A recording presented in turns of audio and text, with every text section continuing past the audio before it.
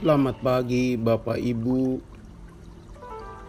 Eyang Kung, Eyang Putri, dan saudaraku yang baik. Puji syukur dan terima kasih kepada Allah. Pagi yang baru yang cerah kita masuki. Semoga tidur dan istirahat malam menyegarkan kita. Firman Tuhan untuk direnungkan diambil dari 1 Korintus 6 ayat 9-10.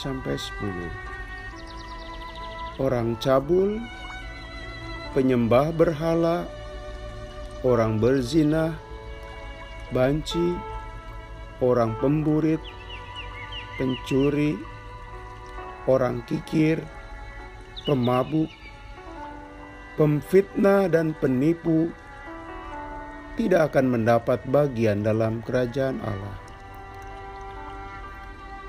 Saudaraku, saya kaget dan mungkin juga Anda semua mengalami kegagetan yang sama, yaitu saat dengan teliti membaca firman Tuhan di atas. Dalam hal ini tentang orang kikir, yaitu berkenaan dengan orang yang pelit sekali. Pertama, kaget bahwa orang kikir digolongkan pada kotak yang sama dengan pencuri, penipu, pemabuk, penyembah berhala, orang cabul, tukang fitnah. Kedua, orang kikir tidak mendapat tempat dalam kerajaan Allah. Sampai begitu jahatkah orang kikir, sehingga pintu kerajaan Allah tertutup bagi mereka?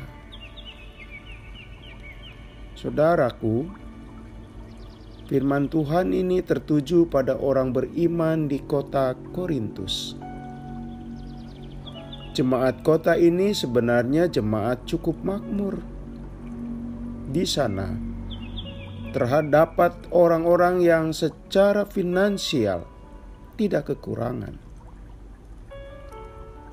Sayangnya, jemaat ini yang membuat kecewa Rasul Paulus. Dalam kekayaannya, warga jemaatnya sayang sekali tidak murah hati. Ketika jemaat di Yerusalem amat membutuhkan bantuan, warga jemaat di Korintus tidak tanggap, tidak tergerak membantu. Miskin sikap solider. Mereka tidak mengulurkan tangan dan berbagi. Berbeda dengan jemaat di Makedonia, jemaat kecil dan sederhana. Tetapi betapa besar kepeduliannya, sehingga terhimpun bantuan buat saudara seiman di kota Yerusalem. Yang besar dan kaya kikir, sedangkan mereka yang sederhana malah kaya dengan kemurah hatian. Terbalik-balik. Saudaraku, kita bertanya-tanya, mengapa orang kikir harus kehilangan tempat dalam kerajaan Allah? Ya, mengapa? Cuma pelit saja harus kehilangan sebuah bagian indah milik Allah. Orang kikir adalah mereka yang hidup untuk diri sendiri. Pusat perhatian cuma dirinya sendiri. Pada dasarnya hatinya tidak mencerminkan hati Kristus yang penuh belas kasihan. Kita tahu Kristus sangat mudah jatuh kasihan berjumpa dengan mereka yang kesusahan. Selain itu, orang kikir sebenarnya juga tidak percaya pemeliharaan Tuhan. Sebab dibayangi ketakutan bahwa dengan berbagi maka hidupnya terancam. Dengan berbagi, dihantui kecemasan akan hari esok. Saudaraku, menarik dan terinspirasi mendengar kisah-kisah tentang kemurahhatian beberapa selebritis terakhir ini.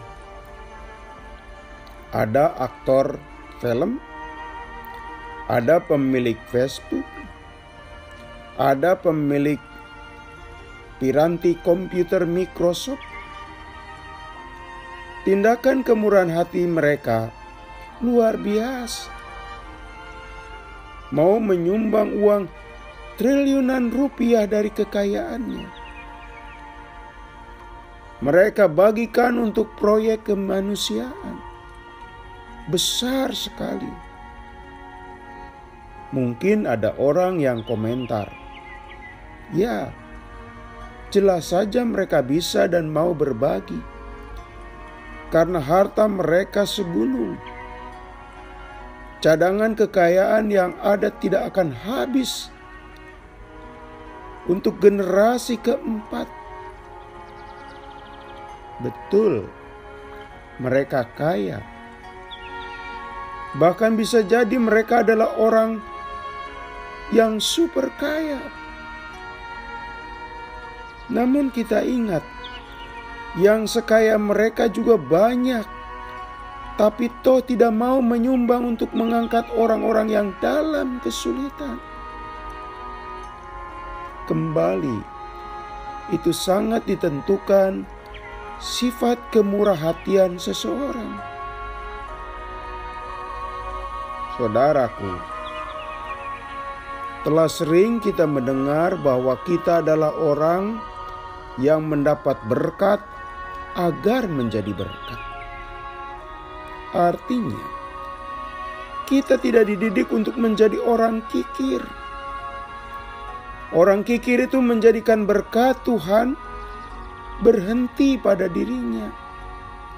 Ia tidak mengalirkannya, mentok sampai dirinya. Sebagai orang Kristen, Anda dan saya dididik bahwa apapun yang kita miliki dan peroleh, semua dari Tuhan. Sekaligus pemberian Allah itu tidak berujung pada Anda dan saya. Saya percaya kita tidak ingin seperti laut mati di negeri Palestina. Sebuah danau di mana tidak ada makhluk yang bisa hidup di sana. Ikan tidak bisa hidup, atau spesies yang lain, karena tingkat garamnya yang tinggi. Mengapa? Penyebabnya laut atau danau itu cuma mau menampung air dan sama sekali tidak mengalirkan kembali airnya. Cuma menampung dan menampung. Saudaraku, kita tentu ingin menjadi orang yang punya tempat di kerajaan Allah. Maka, buanglah kekikiran jika sifat itu ada pada kita. Sifat itu sama sekali tidak membanggakan, apalagi membahagiakan. Justru sebuah cerminan hati yang tertutup atas yang lain. Dan meragukan Allah tetap menyediakan berkat buatnya. Akibatnya juga menghalangi kita masuk ke dalam kerajaan Allah. Mari kita berdoa. Tuhan, bentuklah diri kami sebagai orang yang murah hati, yang tidak merasa rugi dan takut dengan mempraktekkan sikap cepat mengulurkan bantuan kepada pihak yang membutuhkan. Janganlah kami juga kikir terhadap pembiayaan gerejamu. Doa ini kami naikkan di dalam nama Tuhan Yesus. Amin. Selamat pagi bapak-bapak, ibu-ibu. Selamat beraktivitas. Masih bersama Pendeta Supriyatno. Tuhan memberkati.